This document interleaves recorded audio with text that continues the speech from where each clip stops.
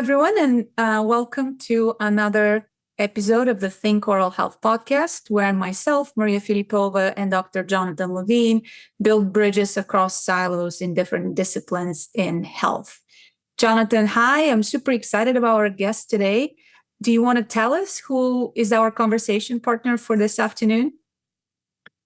Well, absolutely. Ashley Lerman. She is a board-certified pediatric dentist and so much more. We're so excited to have you here, Ashley. Yes, we are. I want to give Hi. a little bit of a background. Yeah. So Ashley went to Columbia University, School of Dental Medicine. You know, they have an amazing program that connects the dots between dentistry and medicine. And we know how dear that is to our hearts. They have a coordinated effort between the dental school and the medical school of oral systemic health. But Ashley has taken the pediatric dentist discipline and said, how do I help these young mothers? How do we help these young children, especially as it relates to the connection of the mouth and the rest of the body? And she created a company called First Grin. It's a digital healthcare company, and it's very exciting because it's very unique content. There's a strong emphasis that Ashley pushes out, which is on early oral health habits and behaviors. She stresses the importance of maternal oral care during pregnancy, cavities being number one chronic disease in children. The health of baby teeth is really crucial, what Ashley talks about for the health of adult teeth.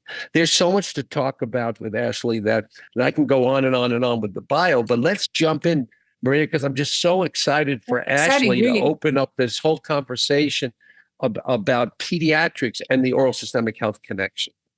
Love it. Well, Ashley, thank you for joining us in the podcast. And First Grin, what a great name to really get at it, right? Yeah. It's never too early to start having that conversation.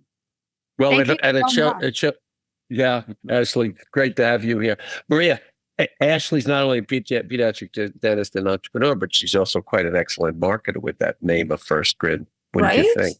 It gets it. It gets straight to the point. I love it. And all of what we're describing is you need the right story and the right language to bring science to life.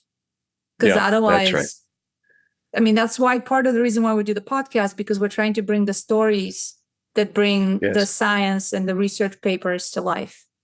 Yes. So, and really create awareness around a lot of these great hot issues. So if I can lead with the first question, Ashley, tell us exactly what motivated you and when was that kind of aha moment to create First Grin, to say, here's an area that I think really speaks to a passion of mine that I want to build awareness around. Definitely. So once I finished residency, my first job, I was seeing between 60 and 80 patients a day. That's not uncommon for a pediatric office. We are having a lot of conversation on prevention, diet, nutrition. And honestly, at the end of the day, I kept feeling like Sisyphus from Greek mythology rolling this massive boulder up the top of the hill, only for it to come all the way down and do it again. And I was like, we have the internet. We have so much access to care and creativity. There must be a better way to amplify this message.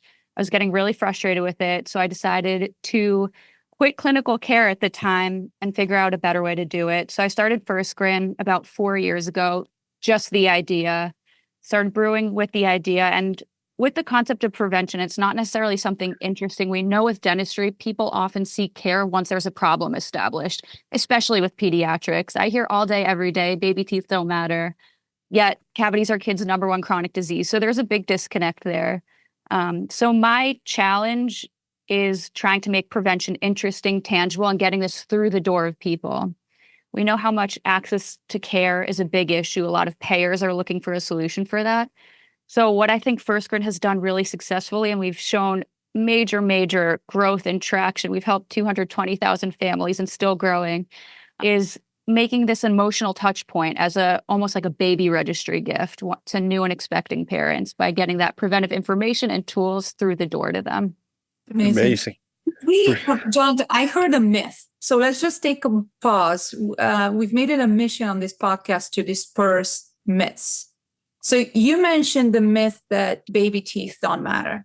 That's a convenient mindset to have, right? I don't need to worry about it. I don't need to go to the dentist. I don't need to spend time and effort on it. So help us unpack this. Why is that a myth? So like I said, I hear that all day, every day. Cavities are kids' number one chronic disease. Cavities are a disease. It's not binary. So once we get our first permanent teeth, the 6-year molars, those are the most commonly decayed permanent teeth. That's not a coincidence. They're in the mouth at the same time with the baby teeth. So that bad bacteria from the baby teeth that are diseased can spread to those teeth. So we need to intervene early if we're going to take oral health seriously as well in the adult teeth. And I discuss that to parents all the time. They're often unaware that those first permanent molars come in at age 6. They don't know they're popping in the back. So that's a touch point I like to discuss with parents. Another is between the ages of 13, we have a mix of both baby and adult teeth. So again, if we have those sick baby teeth in the mouth, we can transmit that sickness, quote unquote, to those adult teeth and really set the stage for poor oral health from the start. And Ashley, comment a little bit about poor oral health habits. Flip that, get to the kids early, developing good oral health habits, and how that impacts the early dentition, the mixed dentition, and then, of course, into adulthood. This is super interesting. So there have been studies that have showed strep mutans, that number one bad bacteria that causes cavities, has been found in the pre-dentate neonate, in the furrows of the tongue. So before there are any teeth, we have that bad bacteria. So we have to come guns blazing with the prevention. Around 6 months is usually when the first teeth come in. So to start off the bat with preventive behavior, wiping the gums early, getting the parent used to these routines is really going to set the stage. One of the biggest issues and blind spots I see is parents are never told this information. We have kids coming into the first time to the dentist between ages 3 and 4 with full sets of teeth. They usually have a full set of teeth by age 2, let's say. And those habits, behaviors have compounded over time. We're talking nutrition, we're talking diet that hasn't been discussed. So how do we undo behavior that may not necessarily be optimal for oral health rather than start off on the right foot? It's much easier to start off on the right foot. We just have to make that effort. Amazing. Maria, how do we undo behavior? Is that a great question for everyone? I mean, it's actually, you know what? I think it's much easier to learn something positive to unlearn than unlearn something negative. That's right. That's Yes, right. yes. We have figured as humans, we're creatures of habit. Could be good habits or bad habits. I mean, Jonathan, remember when we were, I was fortunate to be part of your last mission in the island of Eleuthera. Culturally, babies are given soda pop, like a Fanta in the baby bottle before they go to bed. Mm-hmm. And so that's part of the culture, right? The mom grew up that way, the dad grew up that way. That's how they raise their children. And so being able to even get into those cultural habits and change behaviors at that early stage, it's more than just healthcare and medicine. That's right. Which and that leads to the question of, Ashley, what is the role of the parents, right? Developing these good habits as early as possible versus what Maria is describing and how we as a foundation, we work with the parents and the teachers and go into the schools and develop those good habits. But what is the role of the parents? I mean, I think the education and information is everything. And there does need to be a large degree of cultural awareness. Different cultures are going to have different practices. The last thing we want to do is to be shaming and lecturing parents on how to do things, when to do it, because parents are focused on sleep, nutrition. I fully believe parents want the best for their kids. The problem is oral and dental health isn't part of the conversation. But if we include tangible, practical tips for parents, that's my goal, because they're coming in very confused once problem is established when they didn't know how to divert the problem to begin with.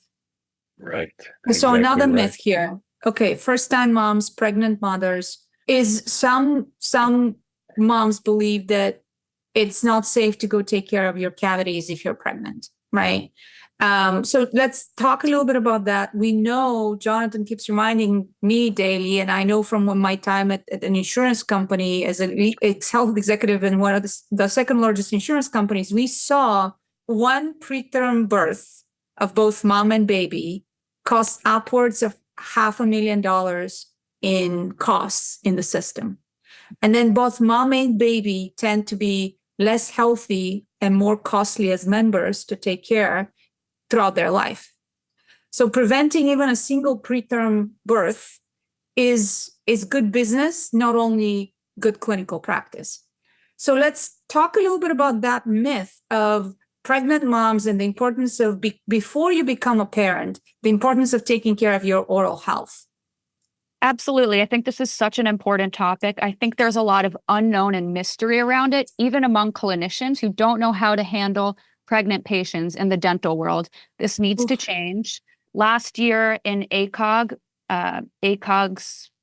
output to New England Journal of Medicine through their catalyst, they proposed a cocoon pregnancy care model.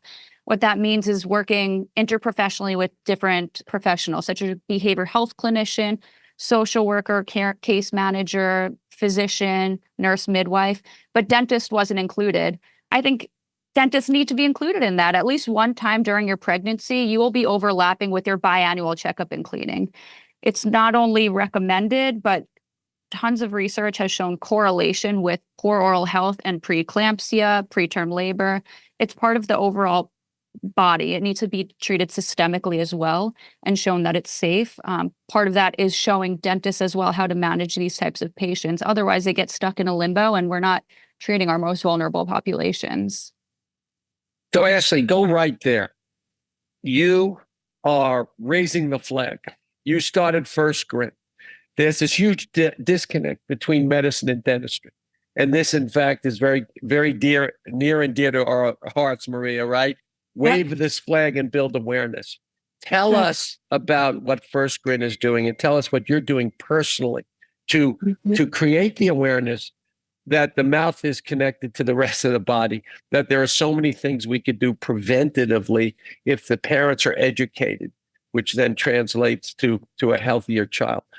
Tell us more about that. Definitely. So for me as a pediatric dentist, it seems obvious to start either when the first teeth are coming in or even before. People look at me like I'm crazy when you're like, brush your baby's gums. It'll make a better oral health foundation down the line.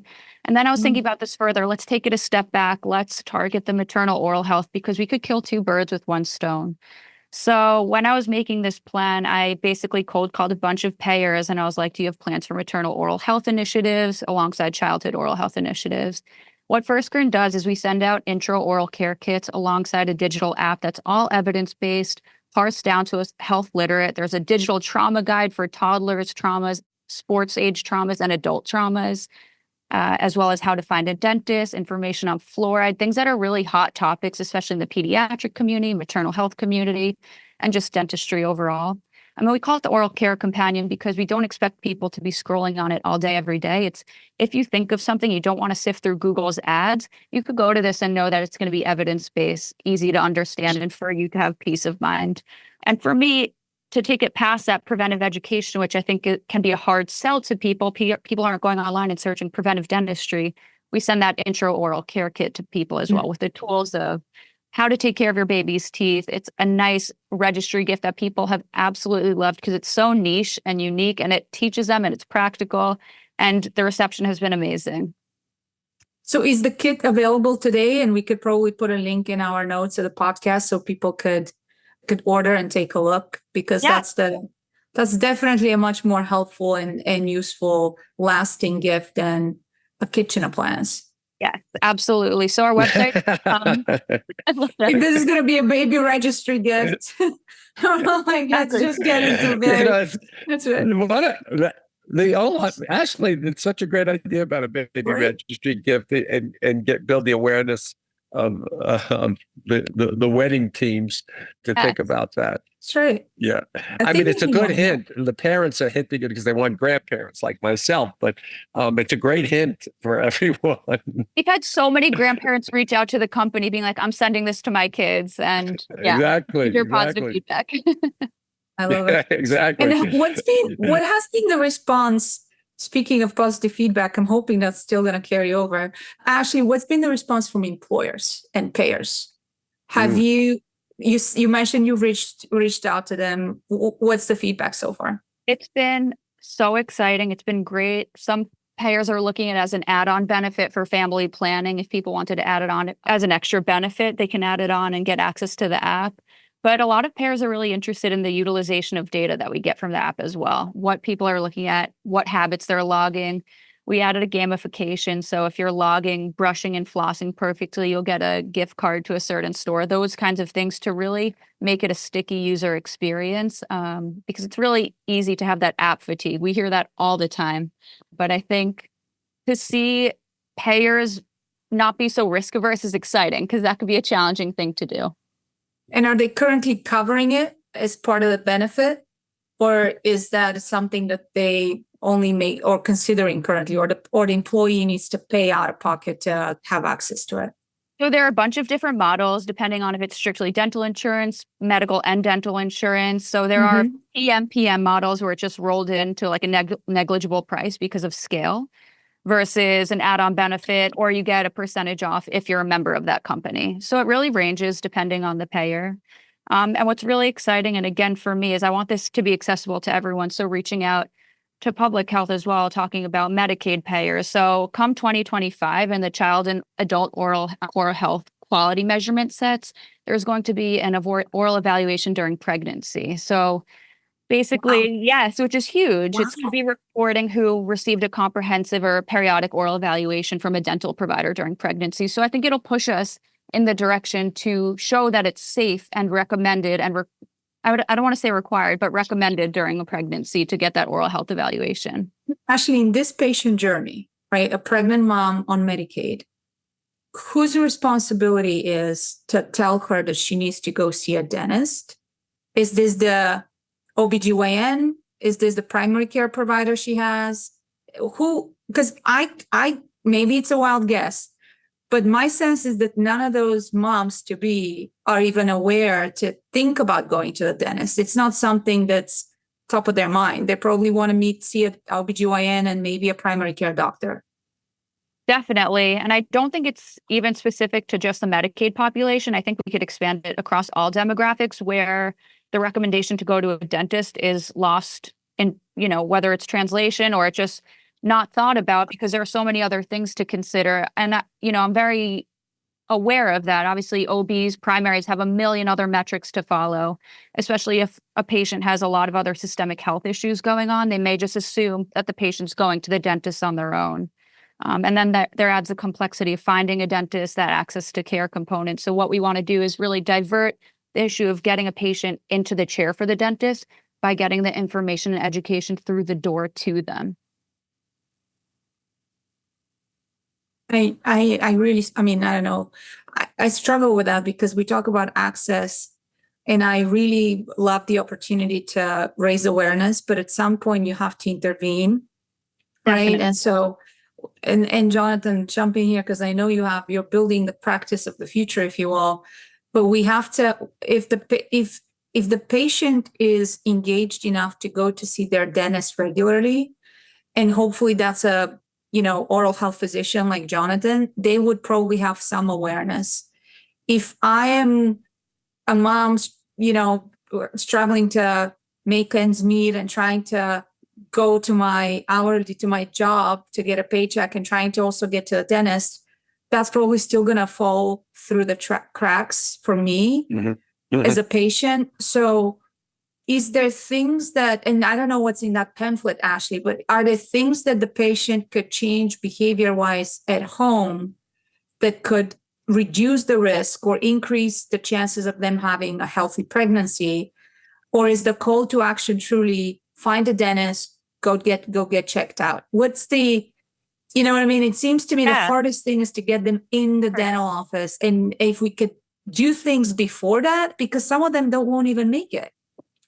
I 100% agree with you. I think it's a really, really complex question and so many factors that play into the answer, and obviously depends on an individual basis. But even speaking about rural communities, it's so hard getting people into the dentist, let alone being pregnant, let alone having multiple children and having a job, those kinds of things. So what we want to do is send those oral care instruments, a packet of flossers to promote.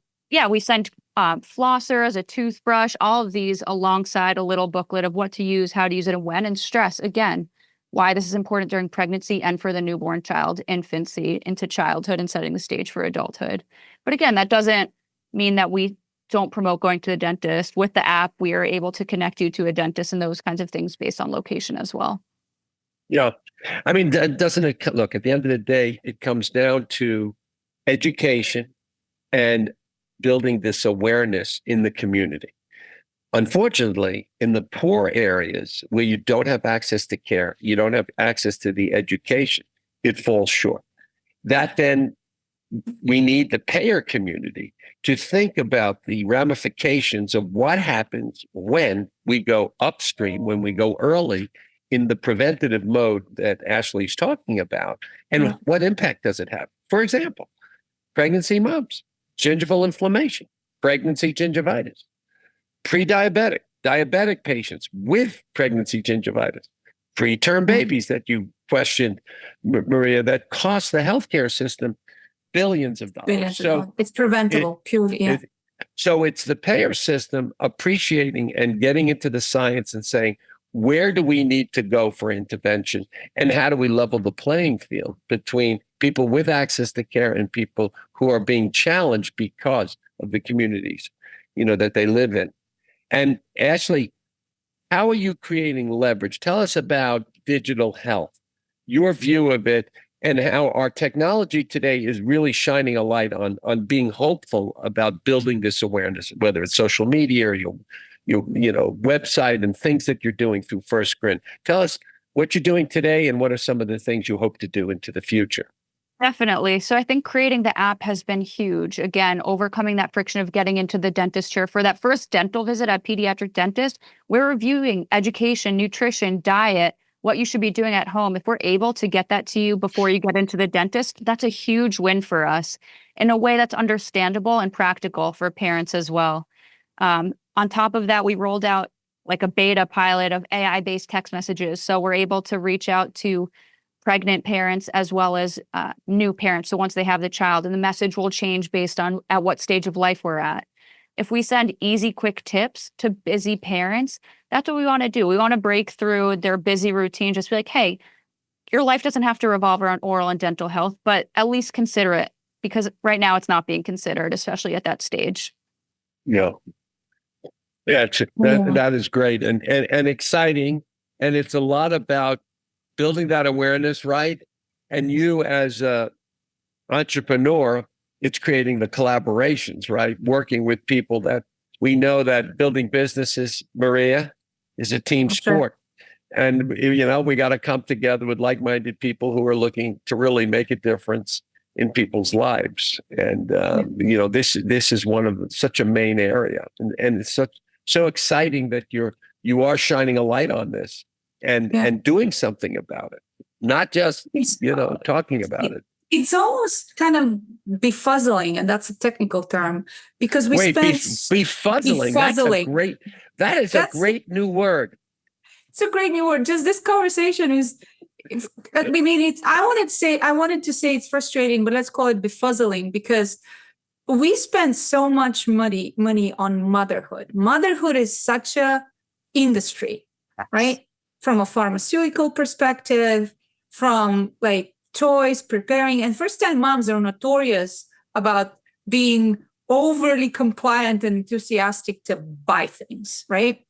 So I think about how much time has been spent in targeting that customer base, right? Let's call them what they are, their patient, that customer base.